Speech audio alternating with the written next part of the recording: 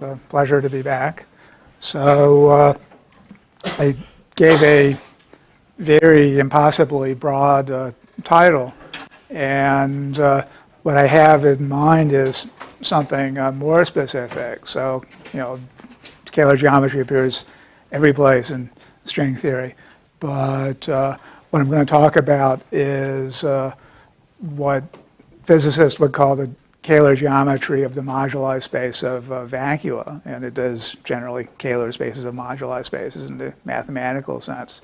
And I'm going to try to ask a couple of questions, which I have thought about over the years. And the problem with these questions is not that they're not mathematically precise. You can state them very precisely. The problem is that they're much too hard to really solve or say obvious, interesting things about. And so the goal is more to find some sort of simpler question that sheds light on it. So I'll start by explaining as a physicist, but oriented towards mathematicians, how, why, this particular type of Kahler geometry is relevant. And then I'll talk about the first problem. So as I said, there are really things you could be precise about. So we'll say we have M, and certainly in this talk, M is going to be a Calabi-Yau threefold, but in principle, as you'll see in the physics part, it could be more general. So find a useful way to talk about moduli space of a vector bundle with, say, SU3, SU4 structure group, and with a Hermitian-Yang-Mills connection. There's a natural metric on the moduli space. So if you have some explicit Hermitian-Yang-Mills connection A, then you would just take norm on M of a variation of that, and that's a metric, and that's it. That's the thing I'd like, and you can be quite concrete in some sense. It's just that constructing the interesting V's and getting all the way is just sufficiently difficult that it's really never been done in the examples of interested physicists. And so I'll talk about why we're interested in that. And then the second one sounds a little more hand-wavy. Okay, it would be to say, define and study an ensemble of random Calabi-Yau manifolds. And again, just to demonstrate my statement that one could be very precise here. Well, there is a kind of an obvious thing you can say, which is, well, first of all, you pick one. Okay, it's very hard. We don't know if there's how many Calabi-Yau manifolds there are, but let's just pick one. So let's say Calabi-Yau M, and then we're going to pick a random point in its moduli space. And the way we're going to do that is we're going to compute the Weil-Petersson metric and deduce the volume form. And then one can prove that, in fact, the volume of complex structure moduli space is finite. So this really does give a probability measure once you normalize it, and that's a random Calabi-Yau. So indeed, it's not that hard to define, but again, to do anything or say anything interesting about that, that's say the well, there's a Kahler form. Calabi-Yau, just to recall the definitions, which I'll get back to, is Kahler. So omega is pretty much always going to be the Kahler form in this talk, with first term class 0, and then in 3 dimensions that implies the existence of a unique one-dimensional space of the holomorphic 3 forms. And then, of course, one can relate that to other definitions, such as the fact that the Kahler metric is Ricci flat. Okay, so, and then I should say a strict SU3 holonomy, so to avoid cases like K3 cross a torus and so forth. Okay, so where do these questions come from? Okay, so I'm going to try to base the questions in physics that we can see someday. And as a string theorist, I think that we can find evidence that string theory describes our universe, but not in the sense of directly measuring the fact that we have a particular metric m in the extra dimensions, manifold, anything about its metric and so forth. We have to work more indirectly. And so the first and really source of most information is particle physics and experiments that people do at places like CERN. And obviously that would be too long a story even for 5 talks like this. But we'll just be sort of impressionistic. So, again, people all are probably familiar with this idea of Lagrangians, 4-dimensional field theory, Maxwell, Yang-Mills, general relativity. And so as I'm sure you know, there's a standard model of particle physics which builds on these things. There's a Yang-Mills theory coupled to fermions and so forth. And we have measured we have seen the existence of all the particles postulated in the standard model, gauge bosons, quarks, leptons, and now the Higgs. And we've measured most of the couplings to pretty good accuracy. And so certainly the primary question for any claimed theory of the universe is that somehow the standard model has to come out. And again, as I'm sure you've all heard, there's this long-standing program to pick some manifold describing the extra 6 dimensions of string theory, somehow derive this standard model, or conversely perhaps show that no standard model comes out. So what does that mean? Well, again, very long story, but the essential ingredients of this for a physicist are that there's some scalar fields, which I'm going to write phi I. It's a system of coordinates or local coordinates on some abstract space, which describes possible configurations of a physical system. So in real life, these could be the density of a gas or the directions that spins are pointing. And so configurations then would be maps from space-time into this space. So these things live on some manifold, and then there is a metric. So we would write a action such as this, basically the harmonic map action for maps from space-time into this hypothetical moduli space, not the M, but I'll write script out. And so that's a metric which naturally appears. Okay, but that's not the primary thing that you're interested in as a physicist. Okay, so the primary thing that you're interested in is some potential energy function, a function on M that tells you the energy of each point. And so then, again, there's a long story, but basically local minima of this potential are possible stable or metastable configurations of the system. And so your first task as a physicist is to somehow compute or say something about this thing and find these local minima. And so as a string theorist, that's a tall order, but we believe that exists. We write many, many papers about computing.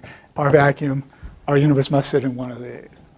Okay, and then what are these things from the point of view of string theory? Well, they have many origins, but in particular, the attributes of the extra dimensions, such as their metric moduli, complex structure and Kahler moduli in the case of a Calabi-Yau, could be any other object that we postulate in the theory. We might single out some point on M. Its position then would be a 3-dimensional factor in the definition of this total moduli space of vacua. Space of scalar fields? Yeah, space of scalar fields. Value?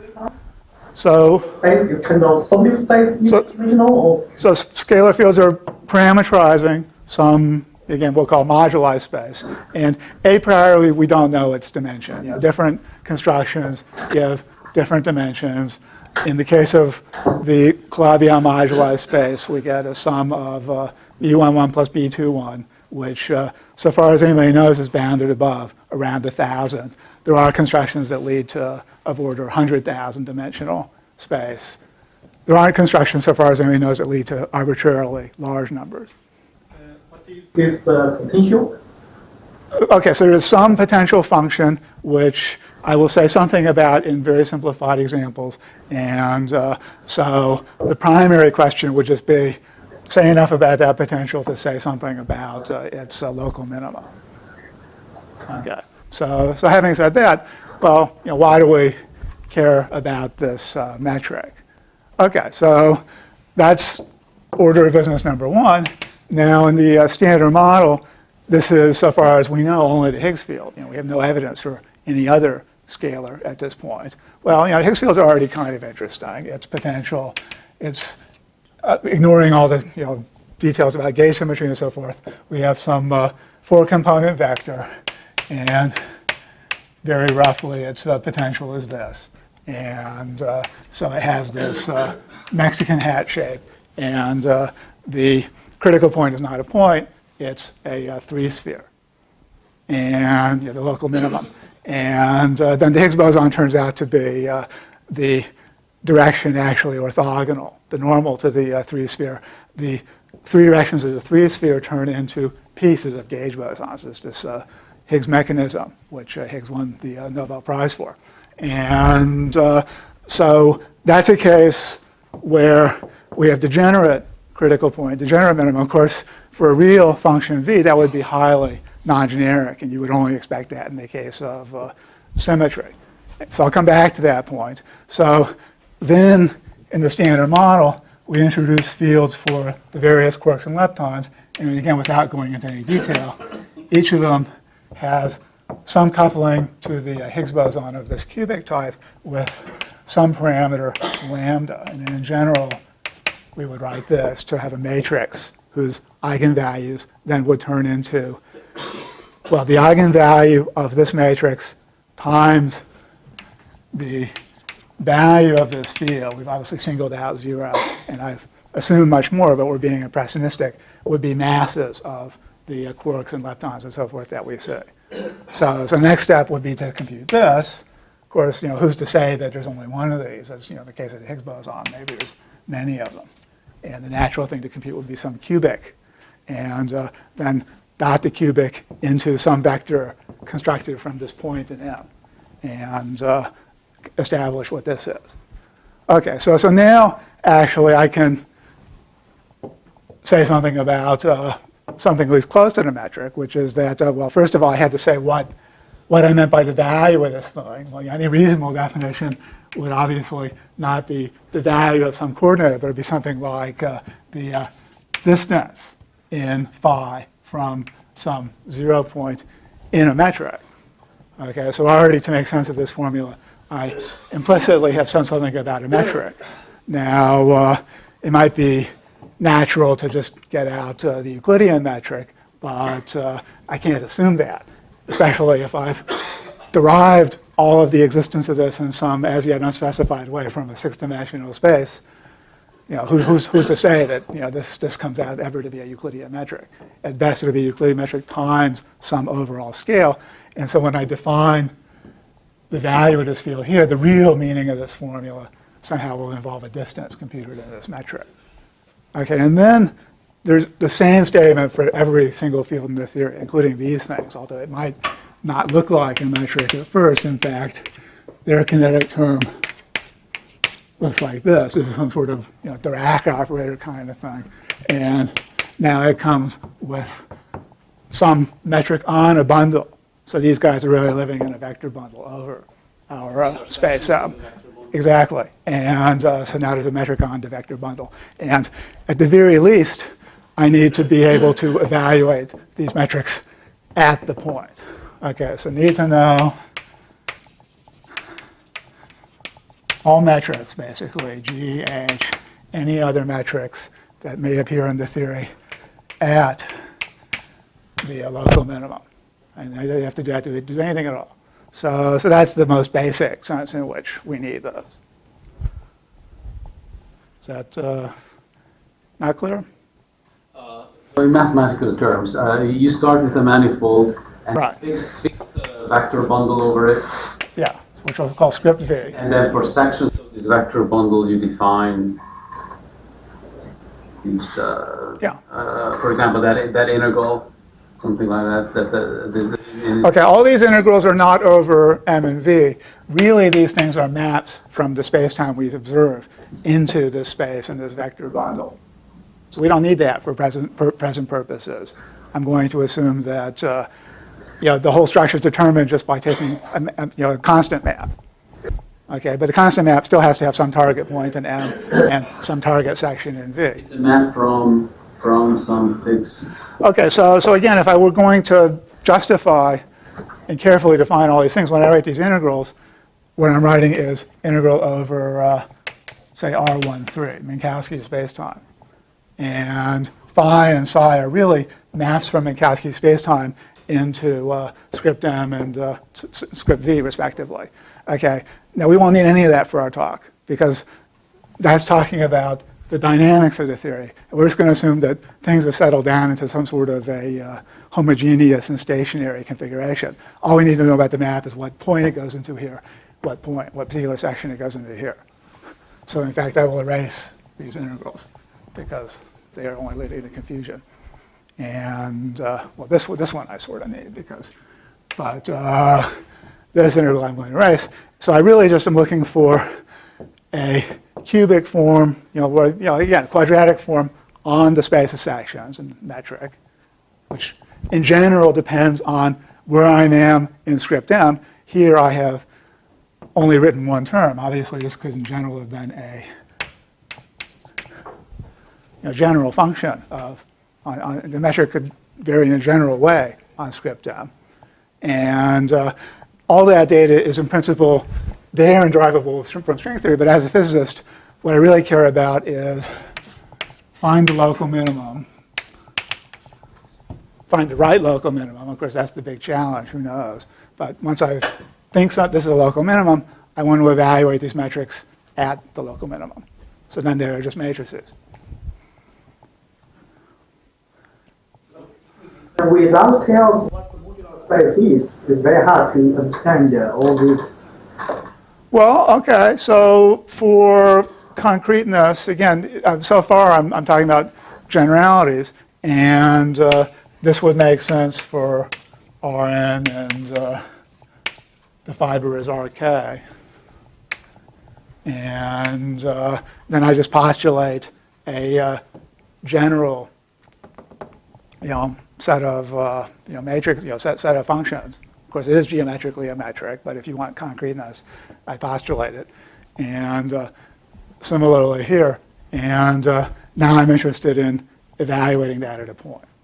You assume the modular space has lies local tangent space, which you call Rn. Well, certainly that's right. That's what. So when I've written this formula, what I've again tried to sweep under the rug, we won't use it in the talk, is that this is something which a priori only comes in when your field is varying in Minkowski spacetime. And then this is a derivative in Minkowski spacetime. So let me write mu and nu to index a set of coordinates of Minkowski spacetime, and beta mu nu to be the Minkowski spacetime metric. Okay, so then as a derivative on spacetime, this of course gives me a tangent vector in M. So then I am taking the length of that tangent vector squared. So the integral happens over the Minkowski space. Yeah, the integrals are all happening over the Minkowski space. Really, the problems we're talking about so far have to do with specific points in here.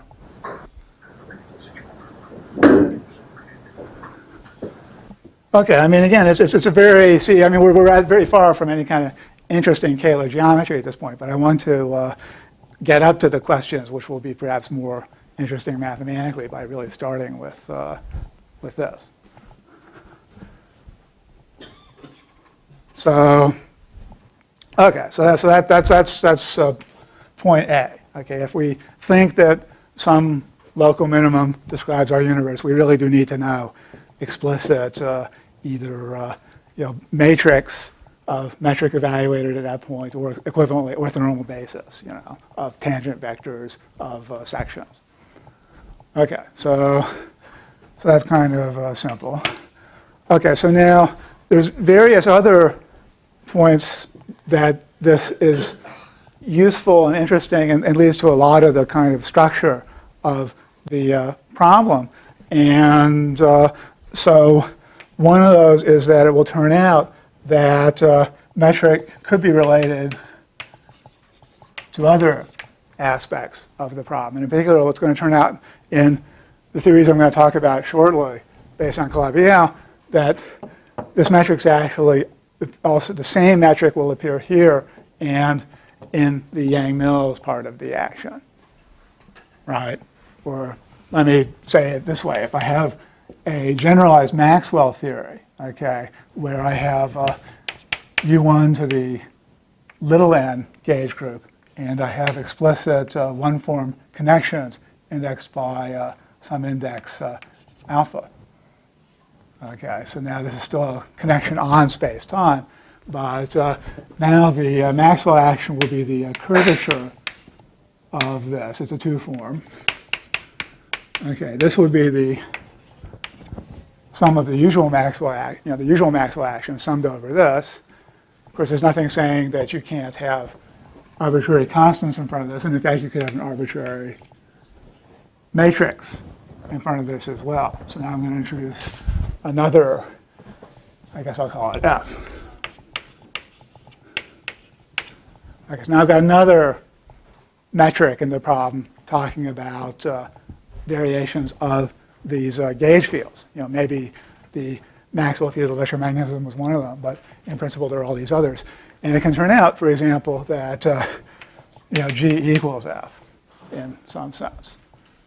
Okay, so this is now something you could observe. Okay, well, why can you observe it, given that you might wonder how a connection on R13 can have any preferred scale? Why can't I just rescale these things, change basis? And the answer is charge quantization. Okay, so U1, obviously, you could have a charged particle like an electron, so there'll be some unit of charge. Okay, it might be a vector in the same space, so we could have some basis of charges generating this. Okay, so N, I, Q, I. And so the electron, the quark, every particle we see is going to have some charge coupling to these fields. And then, in general, there are magnetic monopoles as well. Okay, so there's a magnetic charge.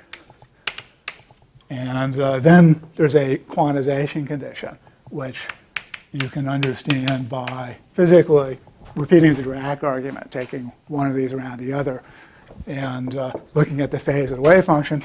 But it arises basically by looking at a term like F wedge F in this action. So the Dirac condition now, and there's a generalization, because a particle could really be a dion with both of these charges, is that the electric charge, let me write E for symmetry, of any particle dotted into the magnetic charge of any other particle, and then anti-symmetrized with the right conventions, I'll put the 2 pi in there, have to be integer. Okay, so there's this preferred symplectic form on this space and on this space. And so that sets a scale, clearly. And now once I have a scale, the actual values of, the eigenvalues, the values of matrix elements of this matrix start to become meaningful. And then this starts to become a very interesting statement physically. So I'll come back to how that appears in our problem, but again, it's a central thing, really, in the recent physics.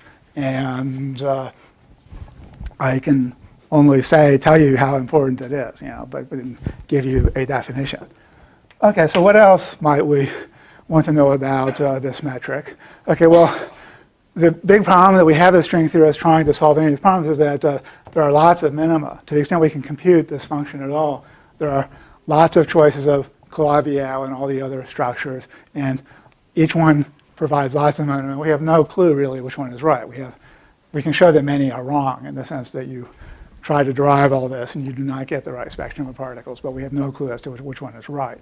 And so that remains a difficult problem, and it seems very hard to see how you would answer it. Again, there are ideas from cosmology, there are all sorts of radical ideas people throw out in this context, but it's very hard to see how you would answer without knowing something about both the set of possibilities and whatever space they live in. Okay, so again, just to be impressionistic, it might be that inflation, our universe started out up here in this space and then rolled down this potential to the minimum. And if you've looked into the theory of inflation, of course, that's exactly what happens. Now, that's only shifted the question of, well, from why is our universe here to why was our universe here a little bit before inflation. So it's certainly not answering the question, but it's certainly relevant for the question. And it could be that the process of this rolling doesn't produce enough inflation, produces too much inflation, spoils the agreement with some other measurement that the astronomers make, and so forth. Okay, so that's the point where we start to need the local geometry. Okay, that's very hard. Okay, but certainly that's the case. That's a motivation, and physicists do work on it for that reason. Okay, and then finally, what I'm going to hopefully get to is that the local, not in the sense of the region around this thing, but local in the sense of curvatures and the like, could be important. Okay, curvatures of this metric in particular. Okay, and would curvatures be relevant? Well, I'll again give another example, but the original example is that there's another theory like this one, which is more of it's not a fundamental theory, but it was much studied in the 60s. The theory was called the Kahler-Lagrangian of pions. Okay, so it's something very much like this, except that the phi is actually a 2x2 or 3x3 matrix. So there's some action of SU2 cross SU2 on the left and right, or SU3 cross SU3 on the left and right, and you would put something like trace of matrix and trace of derivatives of matrix, and then of course, leading picture of anything like this, working in a potential, is that the vacuum clearly sits in one of these minima. It's degenerate. Now we would expand this action around the minimum, and in particular, would expand the metric around whatever point we happen to sit at, and we would start to find terms that are cubic and quartic and higher. Right? So I would make a Riemann normal coordinates expansion. So if you've looked at the calculation of the beta function of the sigma model, for example, this will be the same idea, but in the present context of the pions, you actually can see the interactions between pions that this predicts. Okay, so that's a case of the pion where the fact that it's a homogeneous space is directly visible in the scattering of pions. The fact that any reasonable homogeneous space like this is going to have that comes out with these assumptions is going to have positive curvature is going to make a direct physical prediction. So that's the fourth reason why you might. And in fact, that's in a way the most interesting one from the point of view of geometry, that if you can somehow constrain or make general statements about the curvature, perhaps derivatives of the curvature, in your moduli space metric, that could translate into a constraint or a prediction. Okay, so that's my physics, again, caricature, but I want to, as I say, I'm going to throw out problems that are too hard to solve, and so I want to get a flavor, at least the flavor of what general statement would physicists find interesting. So now, is it good if I use this board, or should I erase and continue on this board? Steve? Or? It's fine. Okay, so I should, well, both are fine, or? Sasha, should I? I mean, I'll come back and erase here after, but okay. Okay, so where does a question like this come from? Okay, and well, again, just to now segue into string theory, how could I ever compute any of these m's? Okay, so what hope is there?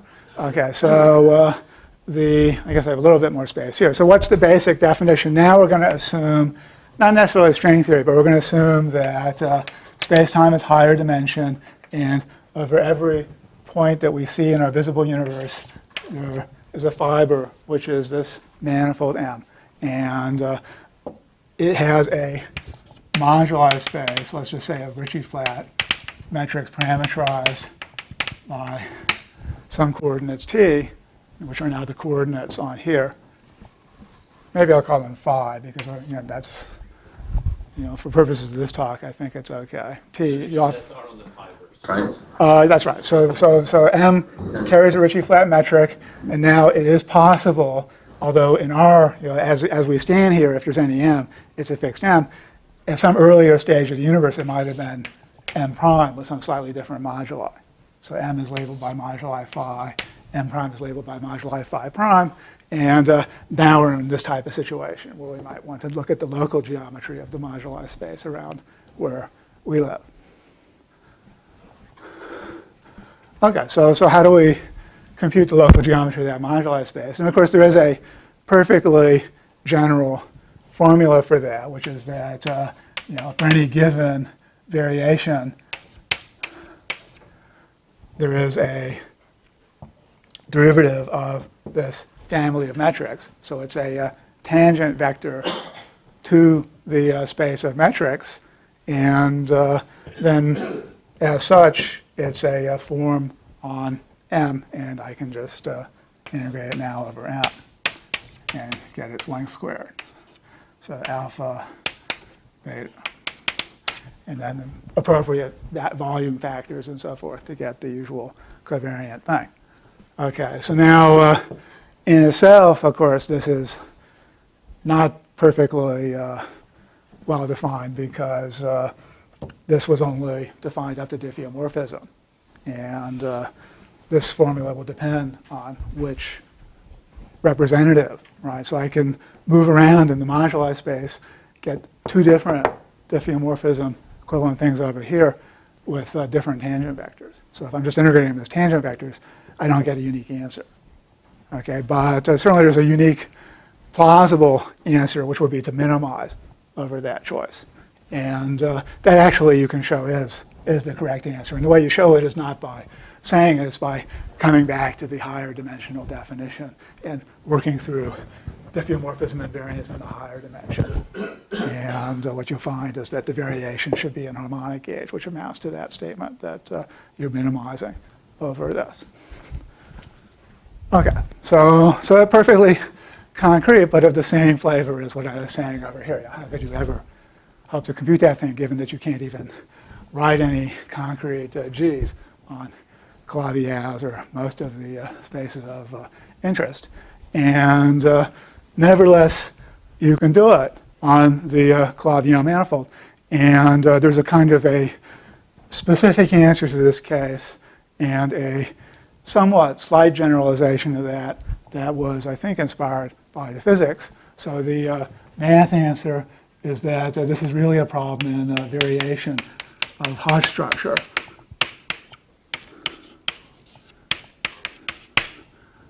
Okay, at least for the complex structure aspect of it. Okay, so for the Kahler modulus case, I'll come back to. Well, no, maybe I will talk about that one first. Okay, so there's a naive version and of course, the more sophisticated version. Okay, so the naive version is that if I vary Kahler moduli, I've varied the Kahler class of the metric, and then, of course, the Kahler class of the metric is determined up to a del bar of something. And if I know what it is up to del bar of something, and I put that in here, then the ambiguity cancels out, right? I'll integrate by parts. I get del squared. So I only need to know the variation up to this to compute this metric. And so it's actually much easier to compute the metric on Kahler moduli space. Okay, but how do I do it on complex structure moduli space? Okay, well, now I use the fact that on this Calabi-Yau threefold, there's this unique, again, for any given complex structure, so a given point in moduli space, there's this unique H30 up to overall normalization as one-dimensional space. And So although I take a few steps, what I'll find is that the variation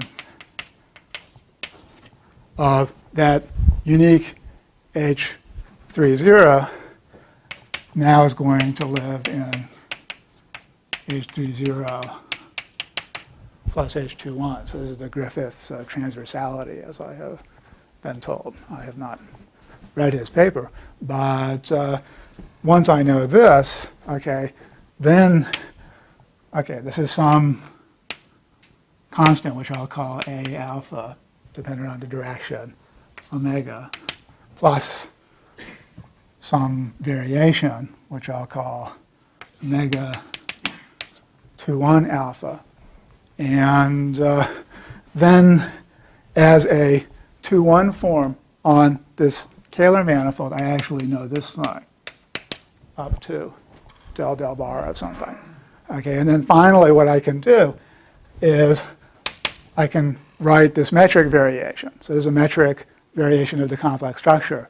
So it has two complex indices, and I can relate it to a 2-1 form by, well, again, in physics terms, adroit index manipulation, right? So I can, well, this is symmetric, so I need to do this and then perhaps bring these indices down. So I'll get something which is antisymmetric in the bar indices and a holomorphic index. So I'll relate metric deformations to 2-1 forms, and then I can run all this back and find that, in fact, because of this particular structure here, I get past this problem. I can effectively know the variation of the metric, as a harmonic form, in the right class, just by knowing topologically what, in the complex sense, just by knowing a representative of these 2-1 forms. And in fact, I don't even need to know that much about the 2-1 forms because I can get them by varying the 3 form. So if I just have an expression for the 3 form living in a line bundle over the space, right? So varying in the complex structure, in the families, then I can use that to find this Peterson metric on the moduli space, and I wind up with an explicit Kahler potential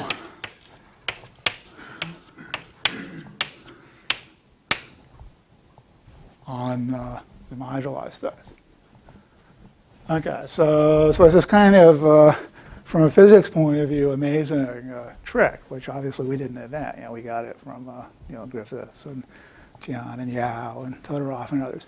And so this is really the heart of, this is where most results in this field have come from in string theory, is by exploiting this formula and then, of course, developing the formalism that you need to actually work with it, right? So, I mean, as it stands, it's at least, it's much simpler than this, but now how do you actually do these integrals over M?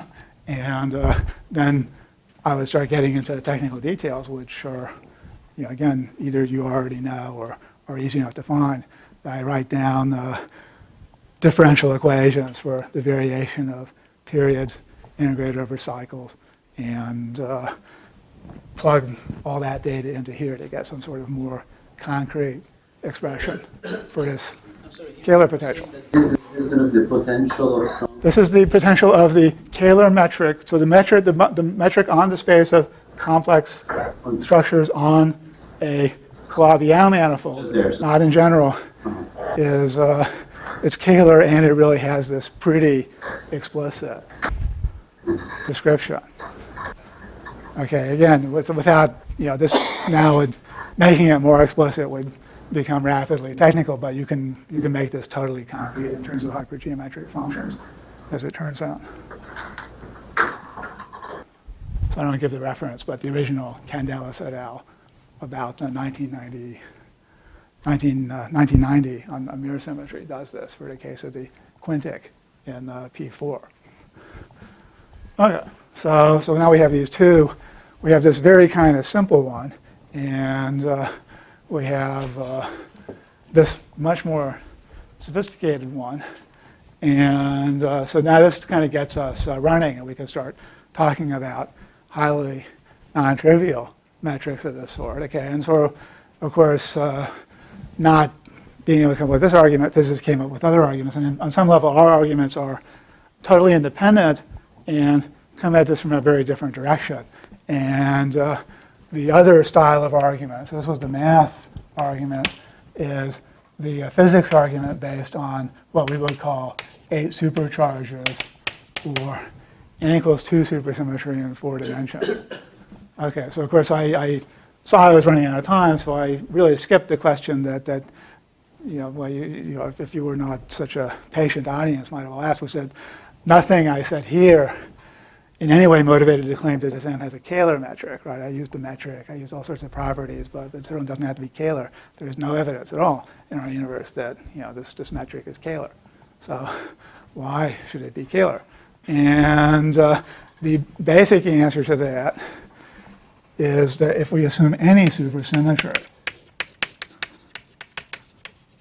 in 4 dimensions, then we will find that this has to be a Kahler metric.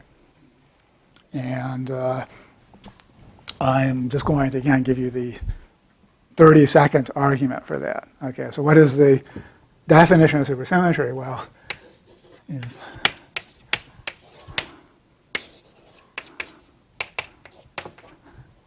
no doubt I've seen many talks using this definition. There's some sort of a fermionic generator of the symmetry Q, supersymmetry, and the anti-commutator of 2 of these things will give us either the 4 momentum regarded as a bispin, or some bigger component of this will be Hamiltonian. Okay, and then what does this thing actually look like? Well, in the case at hand that we're talking about here, we have to have as many fermions as bosons, and it's going to look at something like psi I d by d phi I. Okay, so it's actually going to, in this extremely simplified situation, look kind of like a Dirac operator. I have these anti-commuting things. It's actually going to be a Dirac operator in general, because these will satisfy a Clifford type of algebra, but times a derivative on M. So it's going to be some sort of Dirac or D or del type of operator on script M. Okay, so my 30-second argument is that in 4 dimensions, spinors are complex, and the 2 things that appear here are complex conjugates. Okay, so given that you need a complex thing, that Q with Q gives 0, Q with Q bar becomes H. The natural way to do that is to pick out the piece of this which is del, pick out the piece of this which is del bar on some complex manifold. Okay, and that, any commutator QQ had to be 0. Okay, well, certainly a way to get this, and you'll have to take my word that that's effectively the only way.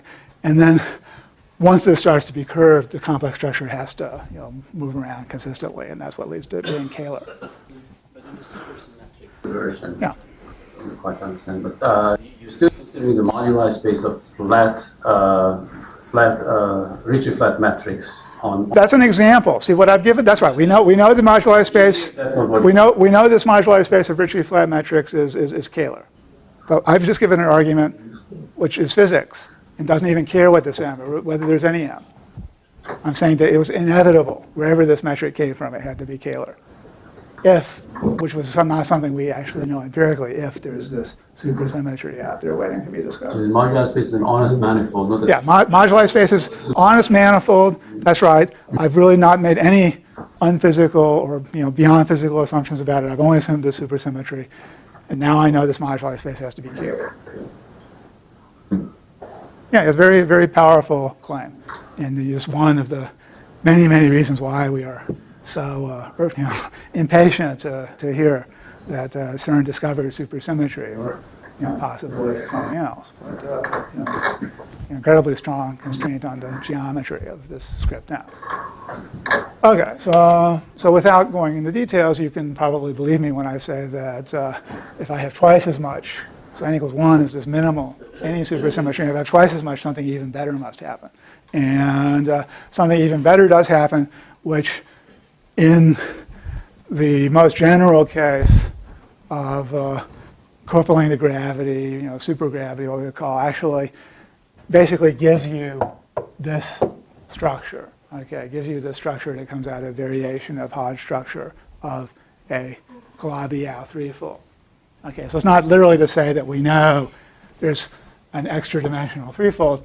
It's that we know that the axiomatic definition of this Hodge structure of weight 3, I guess, with H30 of dimension 1 and this variational property all has to be there. Okay, now that's exciting, and then the qualification is that in fact we know that this is never going to be discovered in our universe. Okay, whereas this one we have great hopes. This one actually very quickly, if you run with it, leads to unphysical predictions.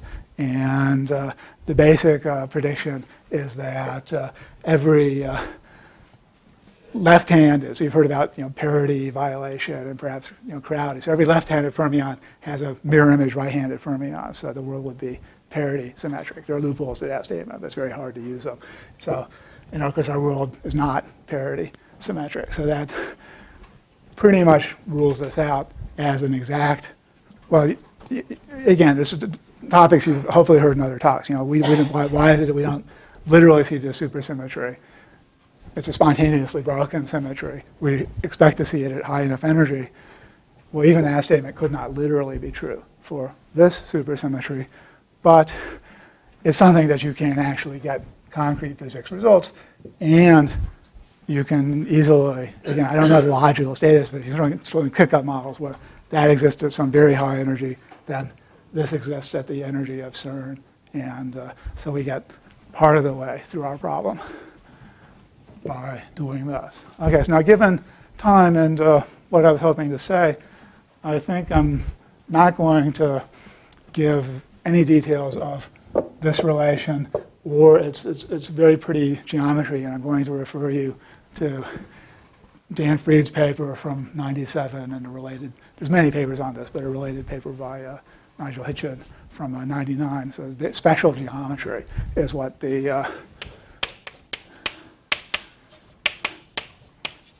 basically the abstraction of this thing that only talks about the geometry on script M.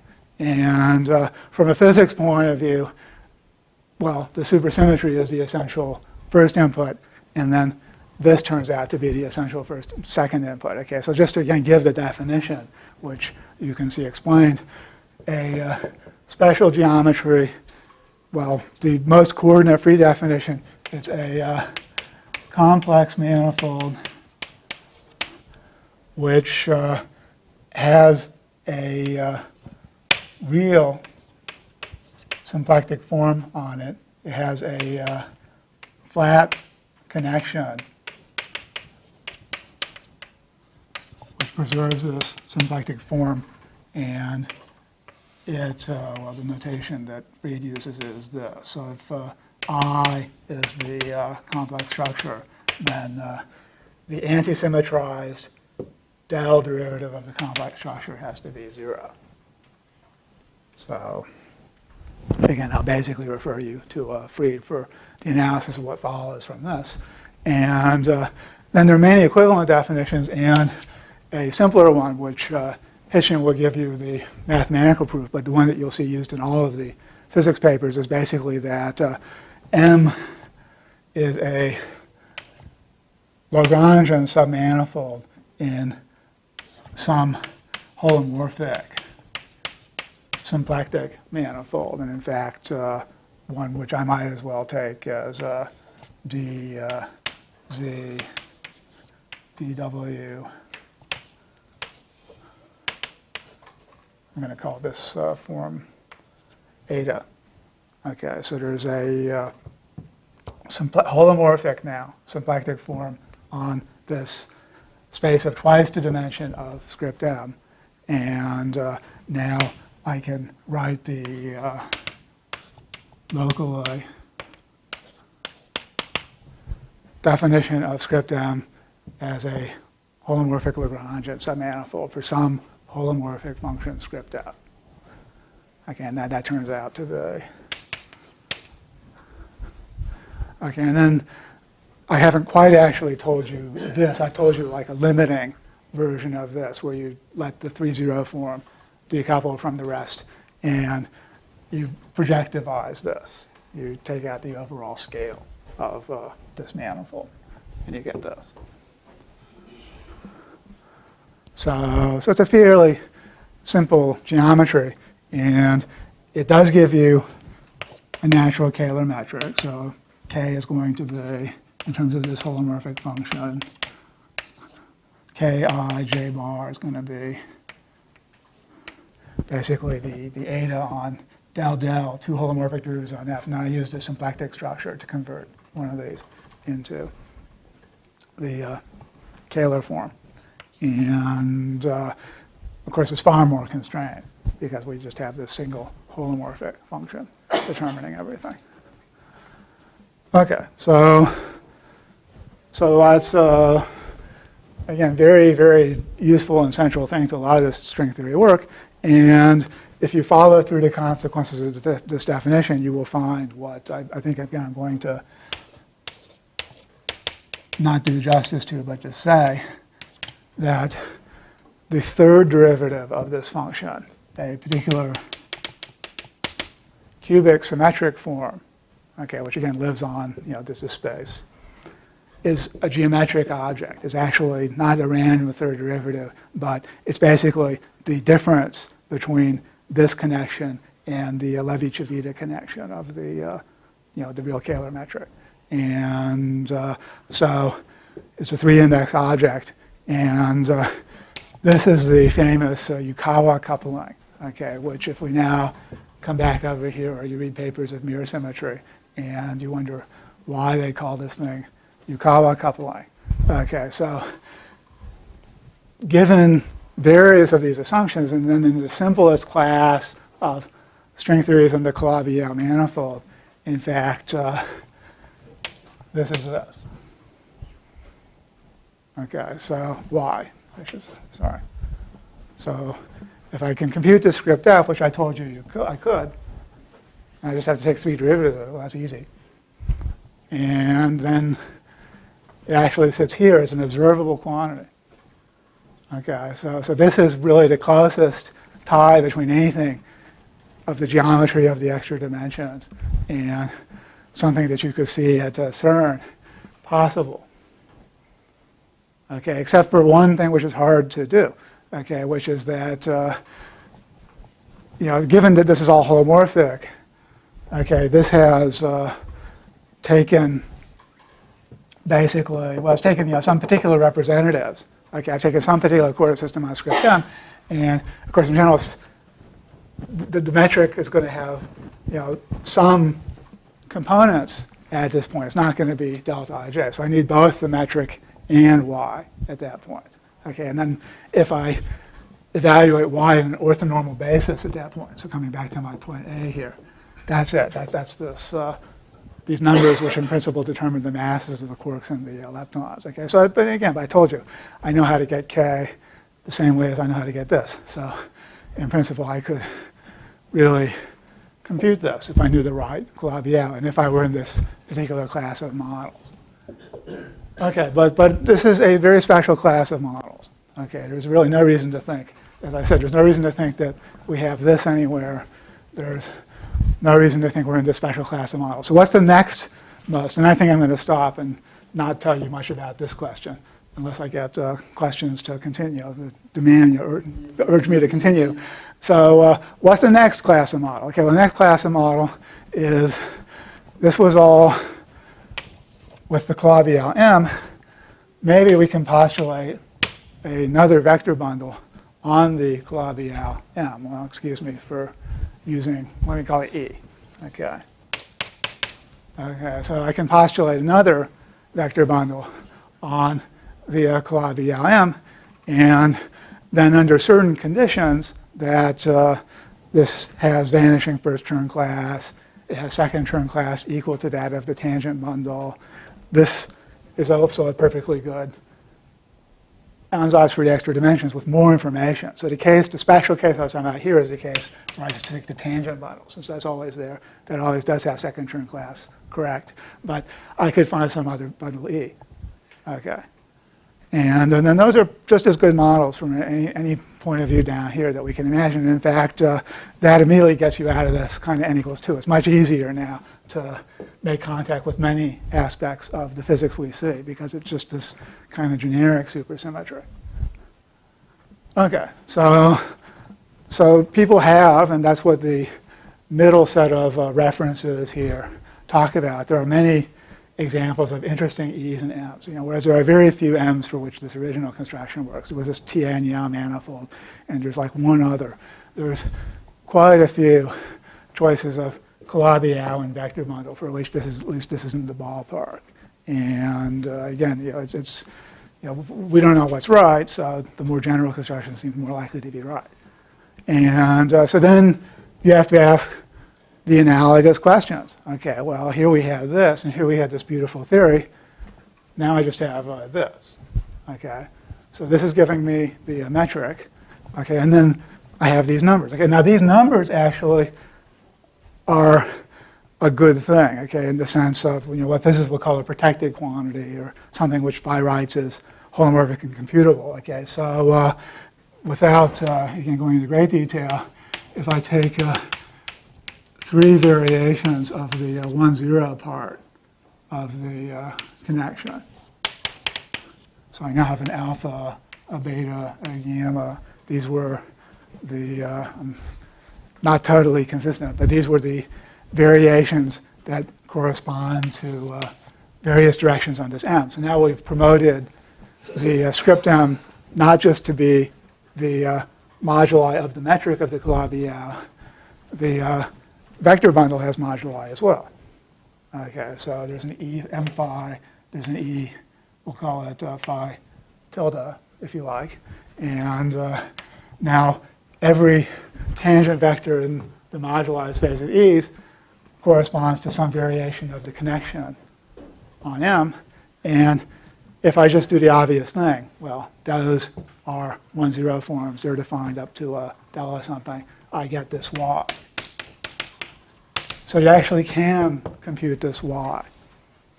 Okay, and you'll find very long physics papers where they postulate extensions of this bundle by that bundle to get the right particle content out of this, and go through very intricate and complicated calculations to actually get these Y's. And you'll find them referred to, in fact, this paper in particular. Okay, so very good. We're almost at the point where we have something we could compare with a number at CERN, except that then we need it in an orthonormal basis with respect to this.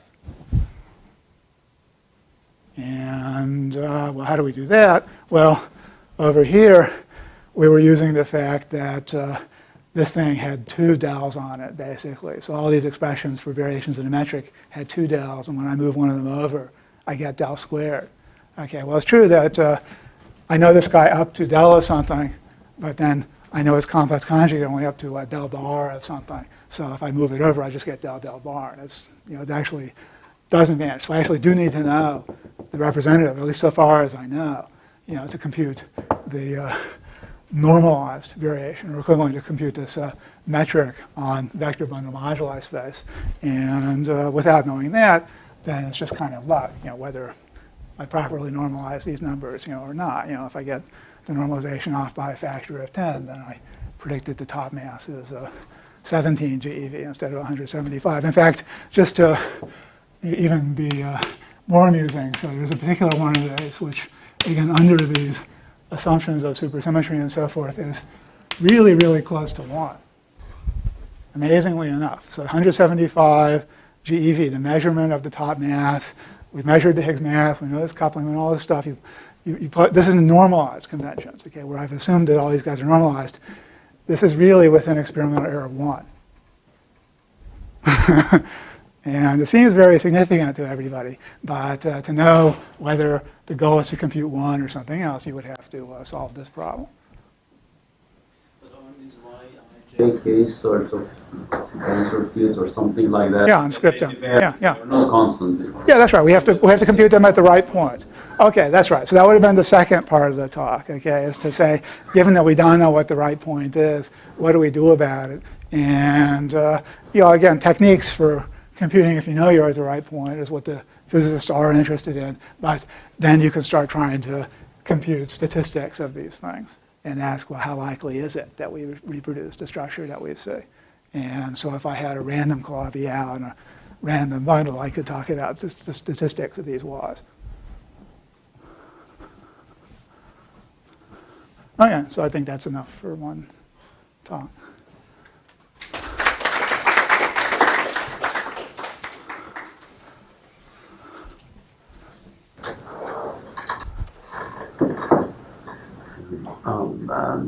So you said that you can compute this, and I understand that this is on the average, but does average make sense once you fix the Well, the paper I'm talking about, well, again, see, this thing is much more topological, actually, right? These are classes and some H1 of, of end of E. But even so, you have to fix the topological type of. Oh, yeah, definitely, that's right. So people work to find a particular topological and complex type of M, a particular topological and complex type of bundle, and then these numbers don't depend so much on which of the bundles it is. I mean, again, there's more to say than that, but at least as homomorphic things to find out the del something. So that's. I mean, the answer is you're right, but you can go much farther with this than you would have thought at first.